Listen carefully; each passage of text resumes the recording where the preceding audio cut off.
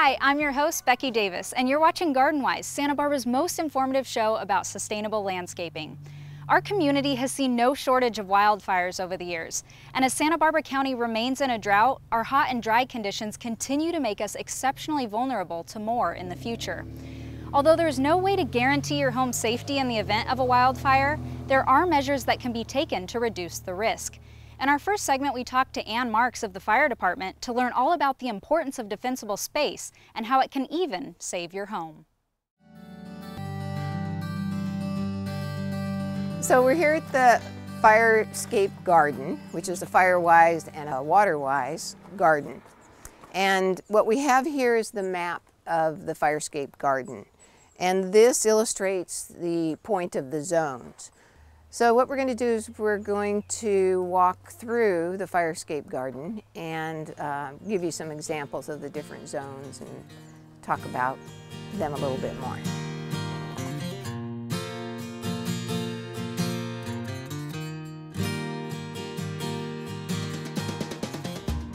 So we're at Zone 1, and Zone 1 is the zone that's closest to your house. It provides the best protection against a wildfire. It's 0 to 30 feet from the house, goes out to the 30 feet, and again, it's the most open characteristic of the zones.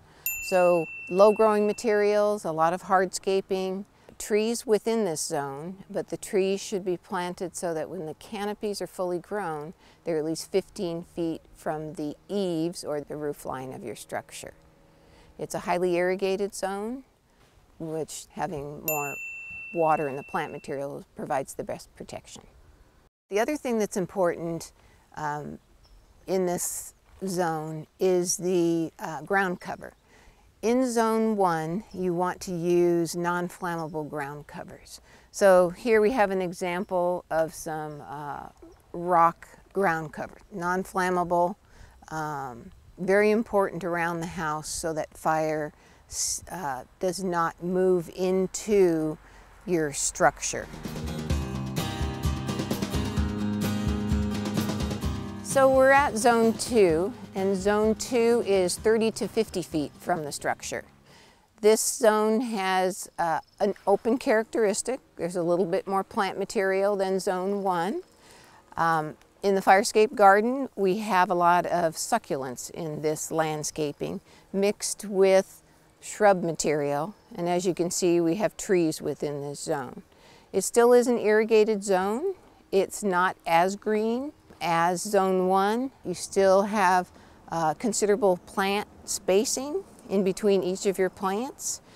You can see that the plant material, there's low-growing ground covers. You've got some shrub material with some hardscaping, these large boulders. It's fairly open characteristic. But if you look at this vertically also, you can see that there's some mature oak trees in here.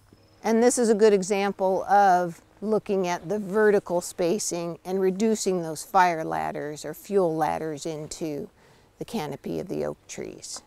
As you get into Zone 2, into Zone 3, you do want some mulches. You want to save the water that you're actually utilizing.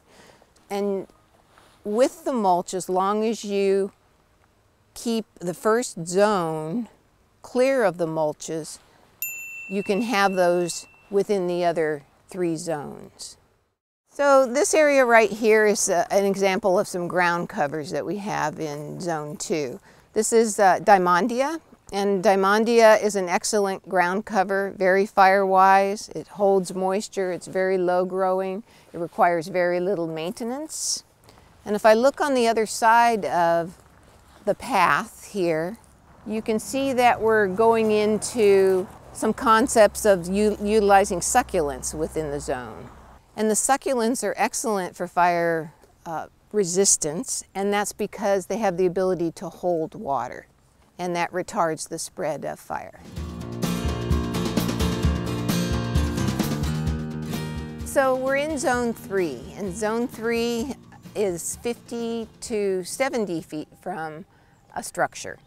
And Zone 3 has a lot of shrub material in it, smaller shrub material. This zone has more Mediterranean and native plant material that requires a lot less water.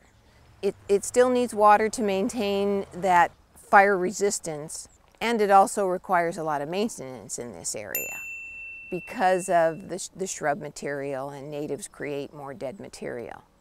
There's spacing within this area. You've got ground covers in here. You've got a little bit more vegetation than Zone 2. You again don't have the fire ladders going up into the oak tree. And I'm talking a lot about oak trees throughout this landscape, and that's because this is a native landscaping. There are a wide range of trees that can be planted within your landscaping and still be fire-wise.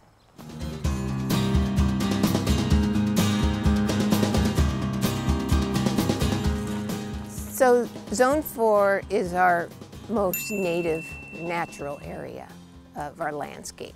So it is the area that is 70 to 100 feet from a structure and can go further out. We have in our extreme foothill areas, we have 150-foot defensible space requirement. So this is kind of the native landscape zone. You may already have native landscaping. If you have the native landscaping, what you can do is you thin. If it's a continuous amount of vegetation, you could remove about 1/3 of the vegetation, and you can limb up your shrubs, a foot from the ground. You definitely want to weed whip or have any dry grasses down to 4 inches of the ground or down to the ground. The grass material does not need to be raked up. You can leave that for ground cover and for stabilization of your slope. So what I want to show you here is a concept, the fire ladders or the fuel ladders, and this is where you want to have some separation. We're looking at a toyon, and then we're looking at an oak tree. It looks like there's some dead material up in here. We should remove that dead material and lower the toyon so it's not going into the canopy of these oak trees. So you have to look at your landscape and look at it annually to see what changes do you need to make. And the first thing we say is you start with what you have. You have to start with maintenance. You may have to start with doing some clearance. But the most important thing is to have a plan in place of what it is that you want to create. Property owners have an aesthetic idea of what they want to see on their landscape. And so we work with them on that aesthetic idea and help them try and figure out how do we create defensible space within their aesthetic landscaping. For more information about the Firescape Garden or any other demonstration garden, visit waterwisesb.org/demo gardens. Now, if you're interested in making your landscape more fire-wise, but you're still not sure where to begin, you're in luck. Up next, local landscape designer Ariana Jansma walks us through how to design a beautiful garden that's both water-wise and defensible.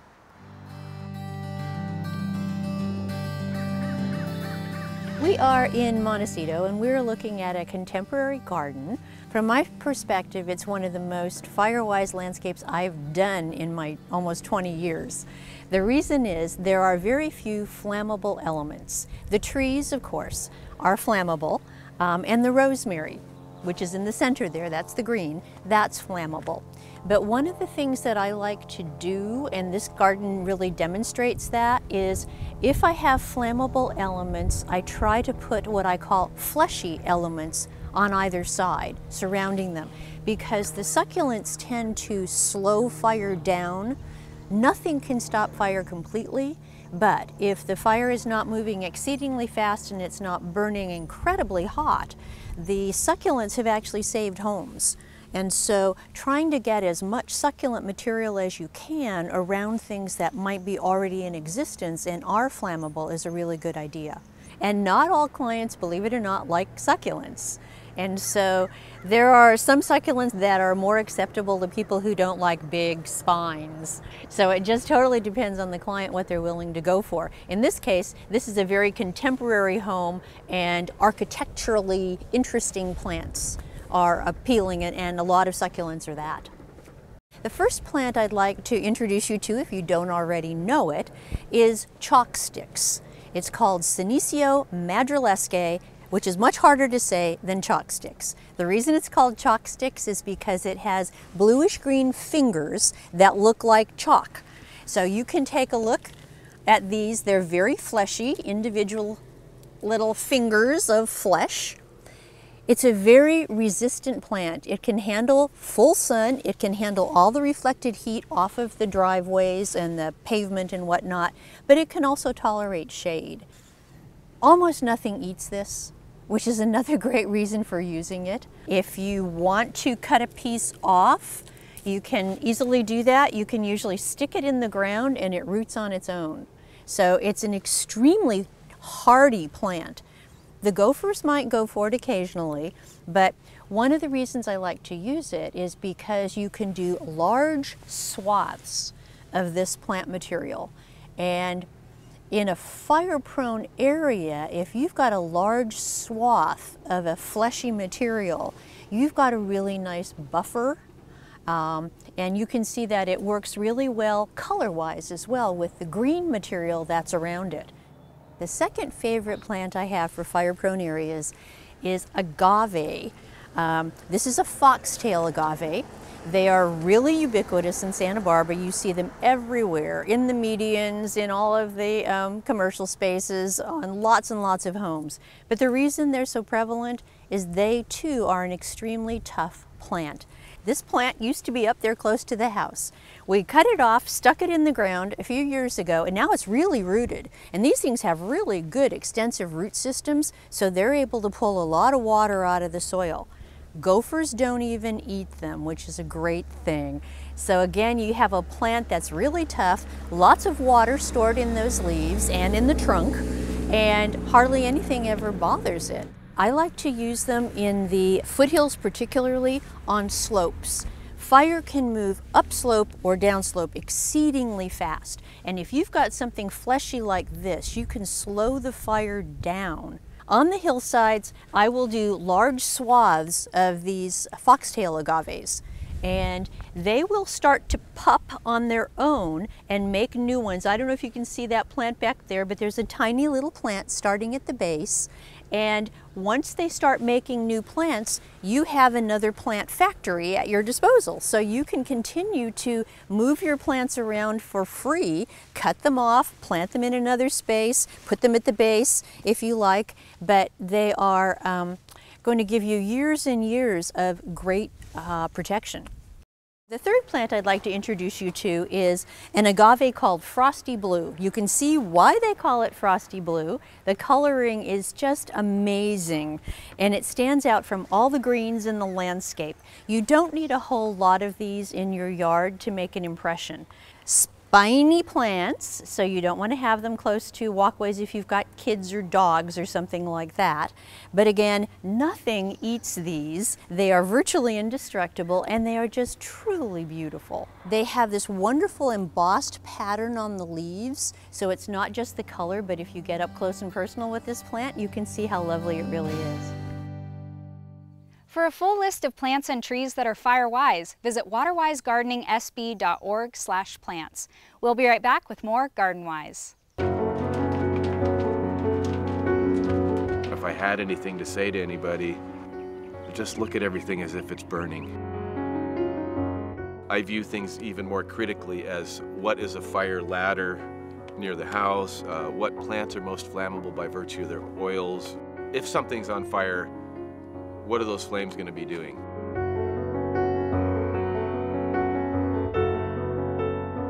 We were sort of up to speed with what to take, what not to take, how to think about it.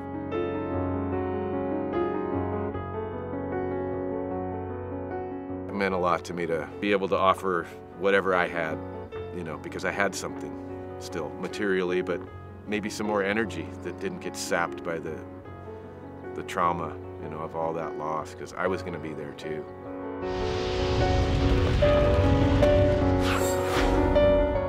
It's 4 a.m.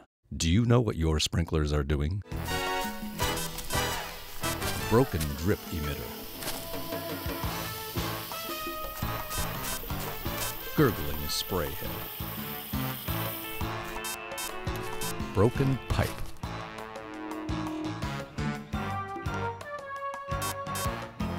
Runoff. Check your sprinklers for leaks and repair. Visit waterwisesb.org for more information. Thanks, guys. Darn.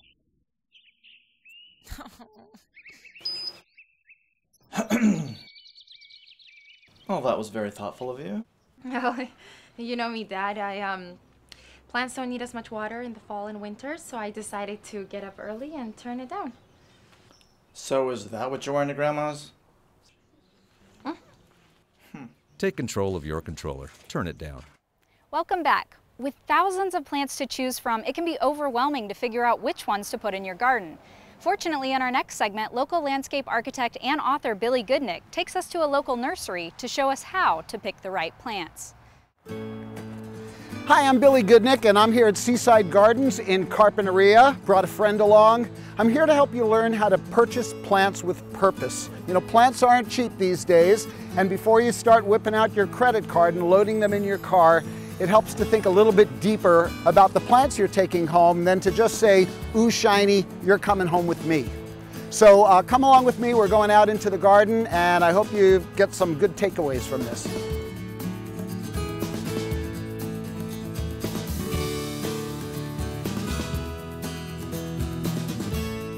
So before you get started, it makes sense to draw some kind of a plan, more or less to scale. One of the helps these days is using Google Images. You can at least sort of get the proportions of your property, but it's best to grab a measuring tape, go out, start from the house, and measure out from there. That way you have a fixed point. The reason we want to create something like an accurate drawing is because it helps us understand how much space we have, so we don't put in plants that are too big for the space. So to get you started, take your measurements and transfer them to some type of grid paper. If I'm using a 1/4 inch grid and a 1/4 inch equals a foot, if I'm going to be putting a 4-foot diameter plant in the ground, I'm going to draw a circle that takes up 4 grids. So it's going to be a 1-inch diameter circle equals a 4-foot plant. And what we're talking about is the mature size of the plant, not when it comes out of the container. So when you come to Seaside Gardens, you might actually be overwhelmed by all the different garden styles here. I think there's 11 different types of gardens. So how do you narrow down to what style is appropriate for your garden? You know, it might just start with what's already in the garden that you're going to be keeping. So if your garden already has a cottage sort of feel, or it's already got a lot of succulents, that's probably the best way to go, so things don't look too jumbled up.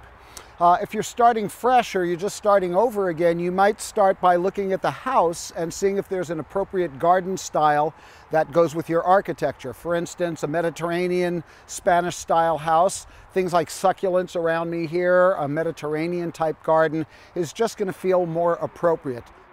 Probably the most important thing to decide as you're picking out plants for your garden is how you're going to put the right plant in the right place. We think about sun and shade, but there's also some in between.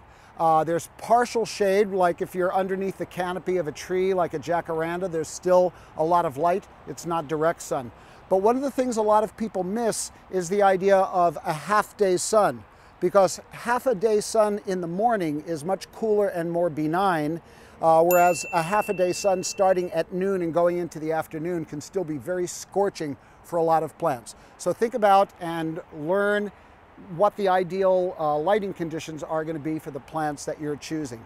Another thing to think about is the type of soil you have. In our area, a lot of soils are clay, they're slow draining, and a lot of these Mediterranean and succulent plants don't like having wet feet.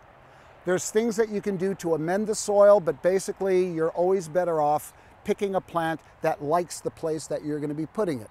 So soil conditions are important. But I think where most people get into trouble is not understanding how big a plant wants to be when it grows up. So this plant, adorable, this is Coleonema pulchrum sunset gold.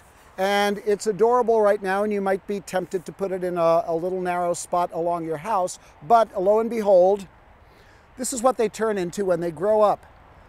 Lesson is, give a plant enough space so that it can grow to its mature size without you having to prune it. aside from the fact that it's extra maintenance that we don't need, it also destroys the natural character of the plant. So I'm a strong, strong advocate for understanding the mature size of a plant and giving it the space to do its thing. So we've talked in general about plants and what we're going to do with them, but now it's time to start getting down to which plants we're actually going to purchase, bring home, and put in the ground.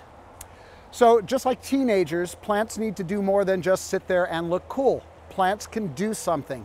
Trees provide shade. Tall plants can act as screening if there's a view that you don't want, or you need to use something as a windbreak. That's a function that plants can serve.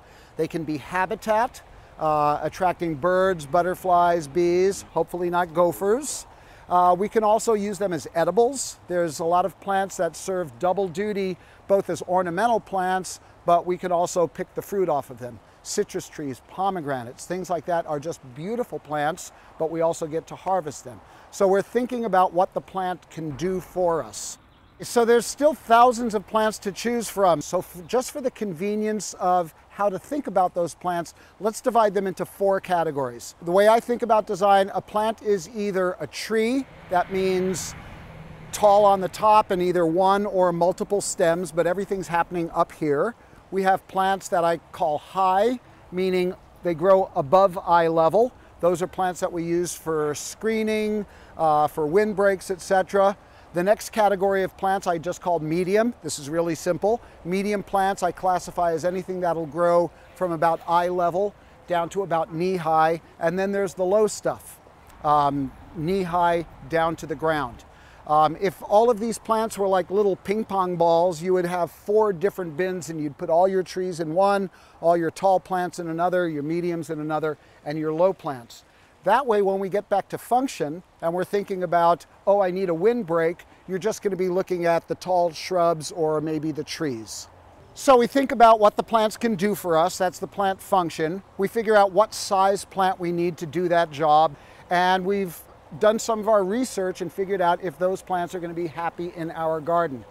Whatever's left from that plant list, now you get to have some fun. Let's go over to the nursery and look at some plant combinations and see how we can create something that's really beautiful for your garden.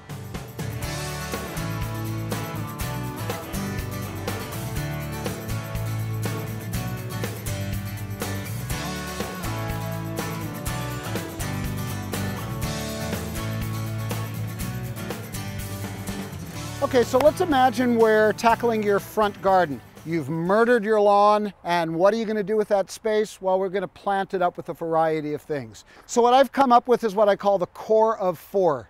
The idea is that imagine that you only get to use 4 different plants, period. 1 type of tree, 1 type of high plant, 1 medium, 1 low. That becomes a lot more manageable in terms of creating something that satisfies you visually. Here's how we get there. Let's imagine that this leucadendron is going to grow up to be a tree. I've got a very Mediterranean looking plant. This is from Australia. It's got a beautiful look, but what I'm noticing is that aside from the gray foliage, which is very cool, there's tinges of red in here and the stems have some red in them. So I'm working with grays, but I've also got some nice contrast. It's an upright growing sort of wispy plant, looks very soft, nice starting point. What do you put with it? So let's assume that now I need some taller sort of background plant, something that's going to be up in this range. Although this Leucospermum veldfire actually doesn't get much taller than this, for the point of this demonstration, here's what I'm doing. Notice how the gray and the softness of this, there's a fuzziness to the leaf, picks up the same gray that's in here. There's even little tinges of red around the top. That's a nice association with the red that's in here. That's harmonious. Those two things talk to each other. But what I'm also looking for is some contrast. So I've got these bigger, broader leaves, a very different character to this plant. This grows sort of like a big pincushion. So I've got gray with gray, but I've also got textural differences between these two. Now I get down to the medium-sized plants. I'm looking for something maybe a little bit wispy, but also bringing in even more contrast.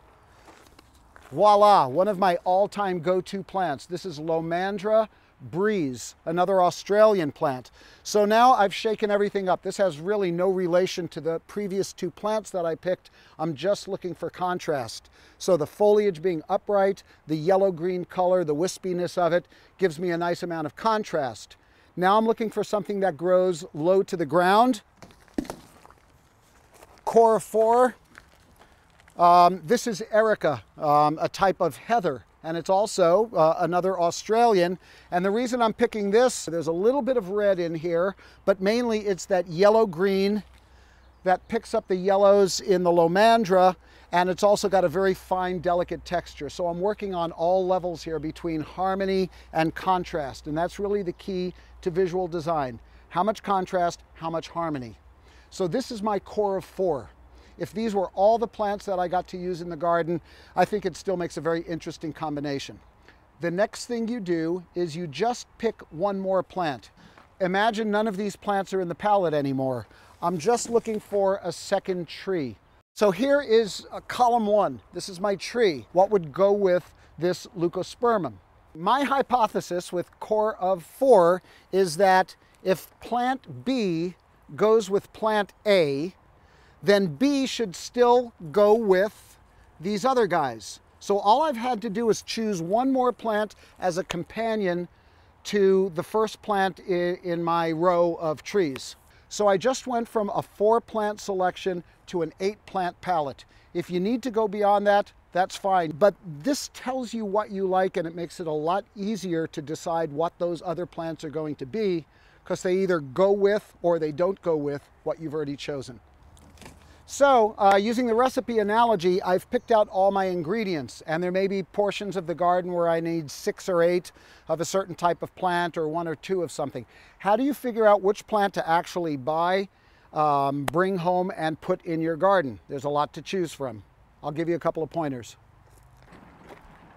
Okay, so let's say I need a few of these leucospermum for my garden. How do you pick which ones you take home? Here's my first choice. I like this guy. It's symmetrical on all sides, nice, robust growing, but also I'm looking toward the future. It's got a nice little side branch here going out, and it's got a few radial branches near the base. That means the plant is going to start spreading out symmetrically in the garden. Whereas I might hold off on this one. It's got fewer side branches.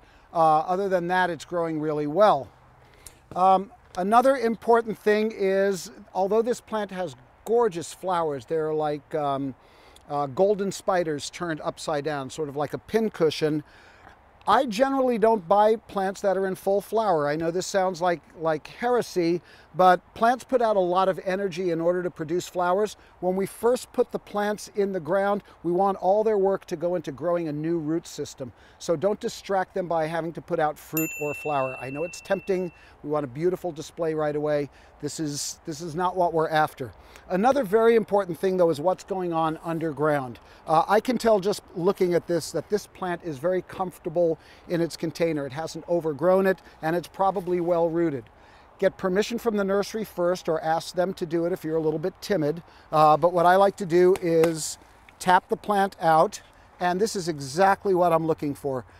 The plant has filled up the soil area, but it's not overgrown. If a plant has been in the container too long, real good chance that the roots have wrapped around the root ball. That's going to make it hard to free them up and grow. Sometimes it can actually strangle a plant. So look for a well-balanced root system, enough roots to get started. The last thing is, as you're putting the plant in the ground, I'll use my pruners and I'll just sort of scratch the outside. That frees up the roots that are in this pretty much artificial soil and allow them to start growing out into the new soil that they'll be growing in. So I hope this has been informative for you, helps you get some idea on how to shop for plants for your own garden so you're putting the right plant in the right place. 3 big pointers. One is do your homework. There's good information on the plant label, but I suggest that you go online. There's fabulous resources at waterwisesb.org.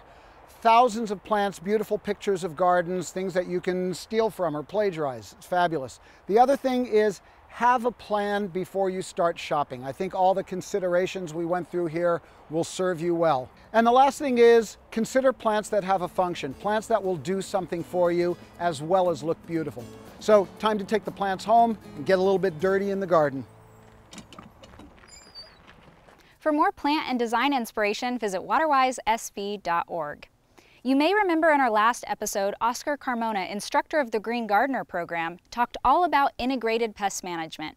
Up next, Oscar continues the conversation by taking a trip to Lotus Land and showing us how easy it is to invite beneficial insects into our own gardens. Hi, Oscar Carmona. I'm owner of Healing Grounds Nursery. I also teach the Green Gardener program through Adult Ed. And we're here today to continue our conversation about IPM, which is short for Integrated Pest Management. And if you recall, we were over in Alicekeck Park, and we were over at Island Seed and Feed talking about different aspects of IPM.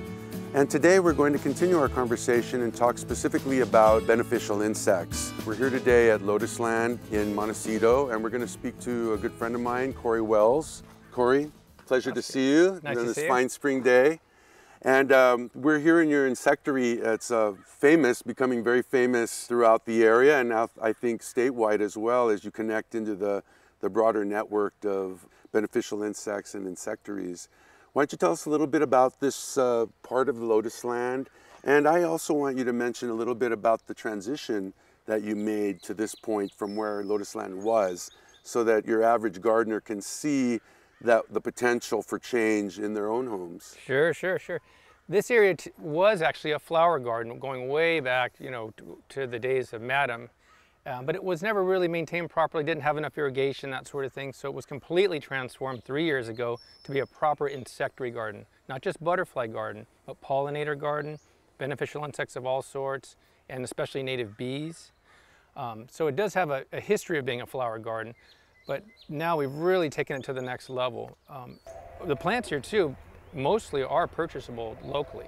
So when we're speaking about an insectary, it's important to note that we're talking about plants that are allowed to flower, right? That's it, because, pollen and nectar. Right. It's all about pollen and nectar. So that's the key, right? Letting plants flower.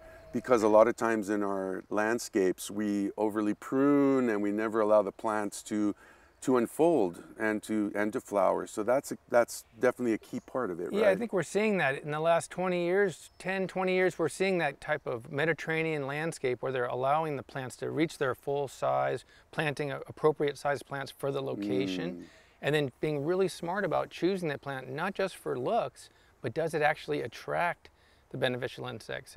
A recent study proved that almost 95% of what we put in our landscapes repels most insects. And so what we're showing here is these are the exact plants to massively attract the insects. And thanks to you a lot, in large part, things like this have greatly added to the ability of this garden to thrive without the use of pesticides. Is that true? It is true, and really the way I like to think of it is what a perfect model. Take a huge estate in Montecito with great funding and huge support, and why not demonstrate there? What better place to demonstrate all of our sustainable techniques using compost, organic fertilizers, removal of all pesticides.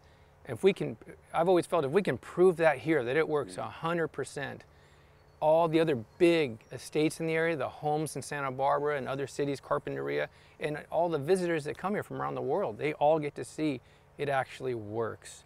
That's great. And so, you know, what I've noticed right away is that there's a variety of plant sizes, shapes, right? Shapes, blooming times. So we have early spring with our annuals, and then we have our late fall, some of our buckwheats and things that come on later. That's really important, isn't it? Yes, you want to have a pollen and nectar source through the entire season, even from early spring all the way to almost the beginning of winter, really.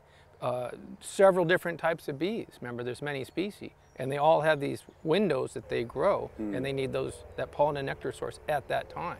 Well, that's a great point, because typically in springtime on a beautiful day like today, everybody, appreciates the flowers and all of that, but we forget that we need to have plants that are going to bloom later in the summer, so that that there's ongoing sources of pollen and nectar, right? Yeah. Okay, Corey, let's take a little look around in the insectary and see what the different plants are that are growing and blooming so that the homeowners can figure out what it is they may want to put in their own landscape. My pleasure. Wow, here's a beautiful spot in the garden with all this nice color. Let's start here and talk a little bit about what's going on. This area has turned into kind of a meadow effect, actually. You have the verbena and you have the native yarrow, the white, through there mixed with some poppy and scabiosa. This kind of meadow effect is actually very easy to produce. The poppy seeds are just tossed around, and now I don't even have to use those anymore because they'll reseed themselves. And then the other plants can be limited if they get too far out, but they grow so easily, and this is all very drought tolerant actually too. And I see bees, and I see there was a moth here just a second ago, some butterflies. Butterflies. So all sorts of insects, the ones that we can even see, and I'm sure that there's ones that we're not even locating that are here.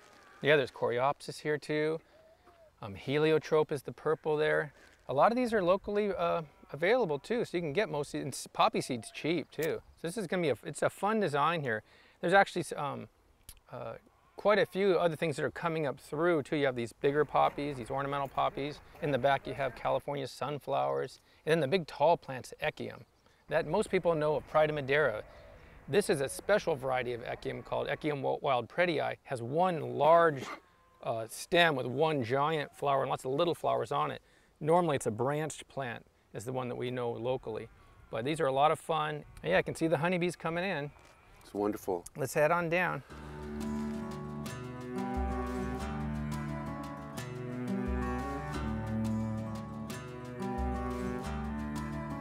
Well, this garden is so full of life. Look at all these beautiful insects. You can see bumblebee, and you were just saying a second ago there's many species of bees. Yeah, we have almost 100 species just in this one area. 100 species of native bees. Not honeybees, that is amazing. Bees. We probably have about 105 or 10 native butterflies to this area. And so some of the flowers are larger, some of them are smaller, and that greatly adds to the diversity of insects that are attracted. That's a good point. You know, it's really the small flowers is the most important. Big flowers, once in a while, you know, some of the sunflowers and things are fun. They have the old-fashioned sunflower with the flat front, not the new hybrids, are very good. But these tiny flowers is really the way to go because, remember, a lot of those insects are microscopic. They're small, you can barely see them. So they need the right pollen and nectar, but they also need the floral design. You'll see the bees working on here now. They're just getting in there. This one's collecting pollen. This is a honeybee here off the top. That's beautiful. And this is an Echium, right? This is that Echium wild predii. Remember, a key point at lotus land design and for beneficial insects in general is mass planting. You want to plant a dozen, if you can, of something in a whole area. Bees, native bees especially, like a mass cloud of flowers all at once blooming. They don't want just one little flower. They won't come back then. Yeah, and you know, just thinking as I'm looking over this pretty naturally growing area, what much of a contrast it is to the other aspects of your garden, which are pretty formal in many ways. Yeah. And so this is one of the things that we want to get homeowners to sort of envision for their own landscapes, that you don't have to always highly manage or manicure, although we're not saying good or bad. But this allows more of a habitat that will attract insects, something that's just naturally maintained. You prep the soil, you plant, and then you leave it alone. Or you might top something once, just so it blooms, just so it has a round or more full, multiple flowers, not just one. Yeah. But that's it. There's not a lot of pruning involved. In fact, you want to stay out of the beds is the secret. Once these beds are amended and fluffed up, soil compaction is probably one of the biggest killers of a landscape. So no one goes in these beds. Right. And you can cultivate with weeds if you need to with a hoe from 10 feet out. So no human steps on the soil. That's a huge lesson I'm trying to get through. Build your beds like they do in biodynamic design that are 4 feet wide or 5 feet wide, and then you can go around and through without stepping on those berms, those planting beds. And you'll see phenomenal growth that will surprise you. That's beautiful. Thank you so much, Corey, for your time. It's always a pleasure, especially on a beautiful day like today. So beneficial insects are definitely a big part of IPM. You can have them at your home, by inviting them in with beautiful flowers that are always in bloom. We try to do this as much through the year as possible. I hope you're inspired to take a visit to Lotus Land, and until we meet again, happy gardening. For more information on the Green Gardener program, visit greengardener.org. We'll be right back with more Garden Wise.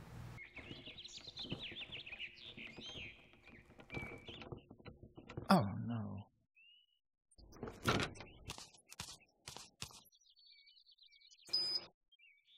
Hi. Oh, honey, how thoughtful of you. You know me. Plants don't need as much water in the fall and winter, so I decided to get up early and turn it down. You bringing your golf clubs to my mother's? Yeah. Take control of your controller. Turn it down. It's 4 a.m. Do you know what your sprinklers are doing? Broken drip emitter. Gurgling spray head. Broken pipe.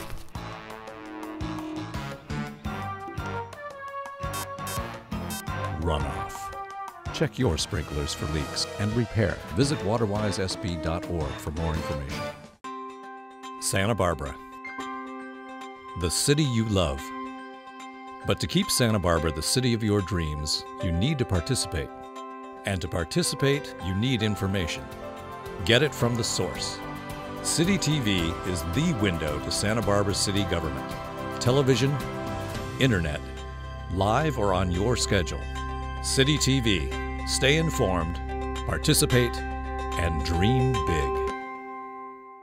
I believe there is a mathematical formula for fun, and I'm using this train, the Pacific Surfliner, to find it. Free Wi-Fi, power outlets, onboard dining at the cafe car, mind-exploding views. Let's see where this train goes. San Luis Obispo, Santa Barbara, Ventura, Los Angeles, Orange County, San Diego, and there it is, your formula for fun. Welcome back. In our final segment, 3 contestants compete for the title of WaterWise Champion in our first ever game of WaterWise Jeopardy! This is WaterWise Jeopardy! And here's your host, Alex Trebek.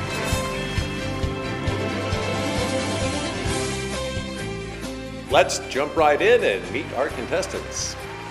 Callie is a professional dog walker and the current record holder for the most dogs walked at one time.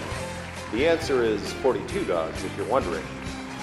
Maria is a jazzercise enthusiast who jazzercises her way to work and loves 80s music. And our returning champion, Kathy, is a water conservation expert for the city of Santa Barbara. Welcome, everyone. This is Kathy's 10th time returning as our champion. She really seems to know her stuff. Callie and Maria, it's great to have you with us as first-time contestants. I wish you all good luck. And now, let's look at our categories. Soil, irrigation, plants, and potpourri. Kathy, start us off. Alex, let's take irrigation for 200. When it rains, your irrigation controller should be set to this percent. Maria? What is 50%? No, I'm sorry, that is not correct. Kathy? What is 0% or off? Correct. Your plants don't need to be watered for at least a week after it rains. Kathy? I'll take irrigation for 400. To properly irrigate trees, water should be applied to what area of the tree? Callie? What is the trunk? I'm sorry, that's not the correct answer. Kathy? What is the drip line of the tree? Correct. To water a tree's roots, irrigation should be applied around the edge of the tree's canopy or drip line. Kathy again. Irrigation for 600, please, Alex. This tool on waterwisesb.org is used to determine how much to water your plants. Kathy. What is the watering calculator, Alex? Watering calculator is correct. Kathy is on a roll again. I'll take irrigation for 800. You should adjust your watering to the weather by checking this weekly on waterwisesb.org. Maria. What is the weather forecast? No, I'm sorry, that's not correct. Kathy. What does the watering percent adjust? Correct. The watering percent adjust takes the forecasted weather and makes it simple by determining what percentage to water your plants. It doesn't get any easier than that. Okay, Kathy, choose your next category. How about plants for 200, Alex? Identify this popular drought-tolerant plant. Maria. What is a succulent? No, I'm sorry. We need something a little more specific. Kathy. What is a dudleya, or the giant chalk plant? Right again. Dudleyas are ground-hugging, slowly clumping succulents with beautiful 12 to 18-inch wide rosettes of chalky white leaves. They are also known as chalk live forever. Kathy? I'll take plants for 400, Alex. This flowering drought-tolerant plant works great for screening. Callie? I see this on my walks all the time. What is bougainvillea? Wow, you're correct. The large amounts of flamboyant color on bougainvillea creates a wonderful accent in a garden. Varieties can be bush or vine form. Colors vary. Once established, they are very low water users and tend to be carefree. Callie, you're up. Let's do soil for 200, Alex. A thick layer of this material will help keep moisture in the soil. Whoa, Kathy was quick on the draw on that one. What is mulch? Correct. You should apply a layer about 4 to 6 inches thick of mulch around your plants to help lock in the moisture. And the best part, all of Santa Barbara County residents can get mulch for free. Kathy, you're next. Plants for 600. This California native is great for attracting bees and butterflies to your garden. Callie. What is lavender? I'm sorry, but no. Kathy? What is purple sage? Yes. Purple sage is a salvia native to the southern coast of California and Baja California. The flowers are highly aromatic and attract a variety of birds and insects. This plant is tough, easy to grow, and beautiful. It is amazingly drought tolerant, but it can also tolerate light water up to twice per month in the summer to keep it looking a little greener. Kathy. Plants for 800, please, Alex.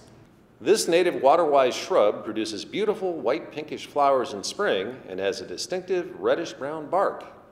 Maria. Oh, I know this one. I've seen it in the Firescape garden. What is a manzanita? Can you give us the specific variety? Kathy. What's Howard McMinn? That is absolutely correct. What category would you like next? How about soil for 400? This tool is used to determine what type of soil you have and how wet or dry it is. Maria. What is your smartphone? No. Kathy? What is a soil probe? That is exactly the answer we're looking for. Soil probes are a quick and easy way to collect samples of your soil. Kathy, what would you like next? I'll take soil for 600. This fully decomposed organic material greatly improves soil health. Kathy again. What is compost? And right again. Compost helps add valuable nutrients to the soil. Let's finish out soil for 800. This soil type is ideal for most plants because it is a mix of sand, organic material, and clay. Callie? What is potting soil? I'm sorry, that's not correct. Kathy? What is loam? Correct, but I'm not surprised. Looks like we're moving on to our final category, potpourri. I'll take potpourri for 200. Potpourri is made up of a mixture of what 2 items? Kathy? What is dried flowers and spices? Right again. Looks like Kathy may remain undefeated, folks. I'll take potpourri for 400. Alex? Today's Video Daily Double. Who performed this famous award-winning single? Wow, Maria was really quick on the gun on that one. I love this song. Who are the Garden Wise guys? For the first time today, correct. What would you like next? I'll take Potpourri for 600, Alex. Urban outdoor water use makes up this percentage of water use in Santa Barbara County. Callie. What is 25%? No, I'm afraid that is incorrect. Kathy? What is 50%? That is correct. Outdoor watering makes up half of all water use in Santa Barbara County, which is why learning how to conserve water in your landscape is so important. Okay, last question for this round. This regional program educates local gardeners on resource-efficient and pollution prevention landscape maintenance practices. Kathy? What is the Green Gardener program? That is correct. You can sign up for the program at greengardener.org. Well, that's it for this round. Let's move on to Final Jeopardy. Contestants, place your wagers.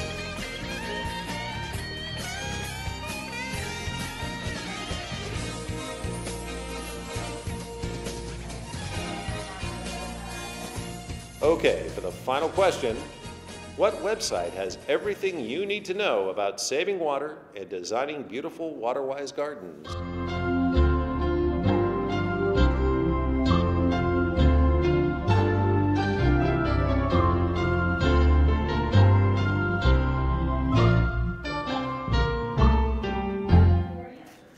Okay, contestants, let's see your answers. WaterwiseSB.org is correct. Looks like Catherine remains our undefeated champion.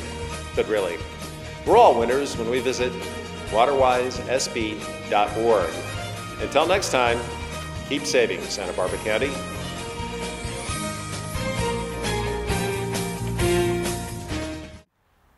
Congratulations to Kathy for being the WaterWise champion.